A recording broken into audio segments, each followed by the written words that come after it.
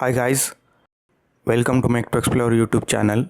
First of all, we thank all our subscribers and viewers for all the support and encouragement you have given to us. In this video, we will see how to getting started with the Raspberry Pi Pico, a new microcontroller board by Raspberry Pi. So let's see overview what we will be covering in this video. First we will see what is Raspberry Pi Pico actually, then we will see its features and pinout diagram, then we will see unboxing and how to set up the hardware of Raspberry Pi Pico, then we will see software setup. In that we will cover which IDE we are going to use, then how to program and how to upload the code into Pico, and then finally we will see in this video about a basic MicroPython program to blink the onboard LED of Pico. So let's get started and see what is Raspberry Pi Pico.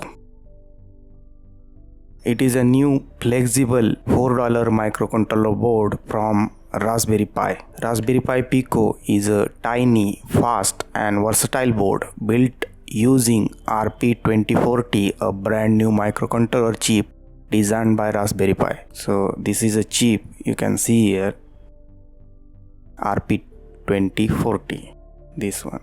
It is a programmable in C and MicroPython. Pico is adaptable to vast range of application and skill levels, and getting started is as easy as dragging and dropping a file. Now let's see features of Raspberry Pi Pico. Raspberry Pi Pico is a tiny, fast and versatile board built using RP2040, a brand new microcontroller chip designed by Raspberry Pi. It has a dual-core ARM Cortex M0 Plus processor, flexible clock running up to 133 MHz. So you can see here why this chip is called RP2040. The numerals RP2040 comes from following. This picture we have taken from RP2040 datasheet, where it clearly shows that RP means Raspberry Pi here, and 2 is for number of cores and 0 is for type of core, which is ARM Cortex M0 Plus, and last 2 digits for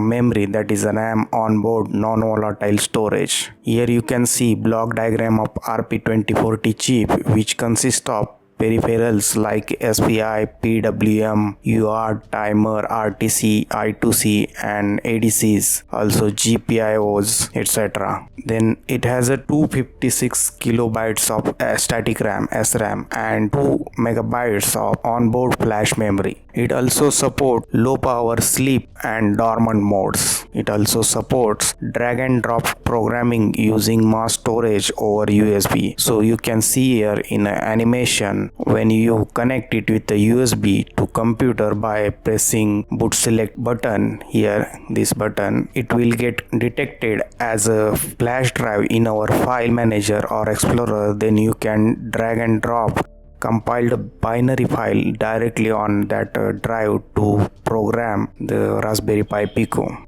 It has a 26 multifunction GPIO pins. You can see here the pinout diagram of Raspberry Pi. Here you can see it has a 2 SPI, 2 I2C, 2 UART, 3 12-bit ADC and 16 controllable PWM channels. It has an accurate clock and timer on chip. Very interesting feature here. It has a temperature sensor, internal temperature sensor on 4th ADC channel. It also supports accelerated 14-point libraries on chip. Raspberry Pi Pico has 8 programmable IOs, PIOs, state machines for custom peripheral support. Now let's see pinout details of Raspberry Pi Pico.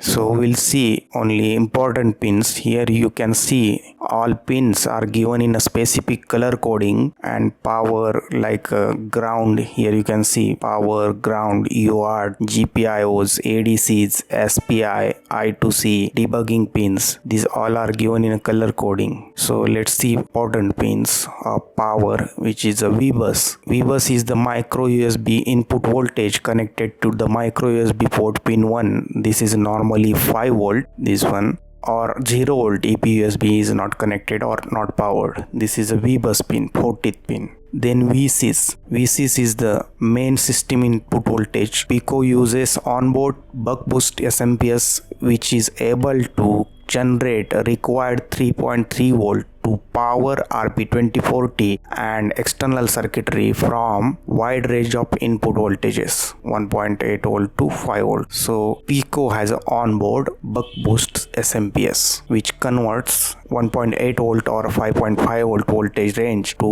3.3 volt. This is a VCS pin on 39. This shows significantly flexibility of powering the unit from various sources such as a single lithium ion cell. We can power this Pico using single lithium ion cell or 3 AA cells in a series.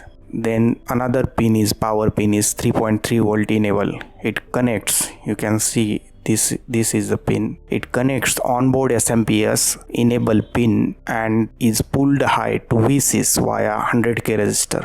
To disable 3.3 volt, which is also powers Raspberry Pi, we have to short this pin to low. Okay, then next pin is 3V3. The next pin is 3V3 pin, this one. This is output pin. It is the main 3.3 volt supply to RP2040 and its I/O generated by onboard SMPS. This pin can used to power external circuitry and maximum output current will be depend on RP2040 load and VCS voltage. It is recommended to keep the load on this pin is less than 300 milliampere. Keep note of this. So this is the 3.3 volt output pin. We can supply other devices voltage from this pin. Then another pin is run. This one run pin, 13 pin, is the RP2040 enable pin and has an internal on-chip pull-up resistor to 3.3 volt about 50 kilo. To reset RP2040, short this pin to low.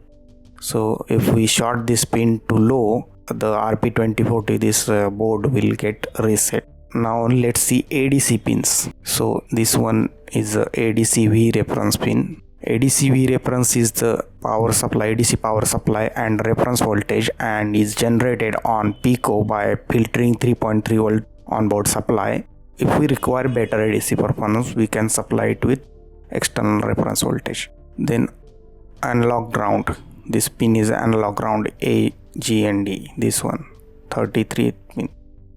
It is a ground reference for GPIO 26 and 29. There is a separate analog ground plane running under these signals and terminating at this pin. If the ADC is not used or ADC performance is not critical, this pin can be connected to the digital ground. This pin, a analog ground. So now let's see very important part of this pinout. When we working with any electronic device or microcontroller, we should know about its maximum, absolute maximum ratings and voltage and current ratings thoroughly. So for RP2040 or Raspberry Pi Pico, if you want to interface any sensor or motor, you should know about its absolute maximum ratings for its GPIOs or GPIOs. You can see here it is a screenshot taken from datasheet of RP2040 and datasheet of Raspberry Pi Pico development board. It clearly shows that here the absolute maximum ratings for the pins. So which is a 3.3 volt tolerant, not 5 volt logic, and current is up to maximum 12 milliampere depending on which mode is selected. So the GPIOs of RP2040 have 4 different output drive strengths. You can see here it is written here as which are normally called 2, 4, 8 and 12 milliampere modes. So these modes can be selected in registers specific to this driving strength. So therefore, suppose if we want to connect this to flame sensor, then which gives this sensor, flame sensor gives output to 5 volt logic. It gives output as a 5 volt. So you cannot directly connect this sensor to Raspberry Pi Pico because these pins of the Raspberry Pi Pico is a 3.3 volt compatible only. They are not compatible with the 5 volt logic. So you must use this level shifter module like this to bring down the 5 volt coming from this sensor to 3.3 volt logic, which is compatible with our Pico pins as an input. So you can see here Maximum supply for Raspberry Pi Pico is 3.63 volt, and voltage at I/O pins, you can see here, voltage at I/O pins is minimum of 0.5 volt and maximum of I/O VDD plus 0.5, so it's almost around 4.1 volt, and it can drive up to 12 milliampere depending on which pad mode is selected. So these are all about the features, or we can see schematic of Raspberry Pi Pico and specification. Now let us see actual device and learn how to set up its hardware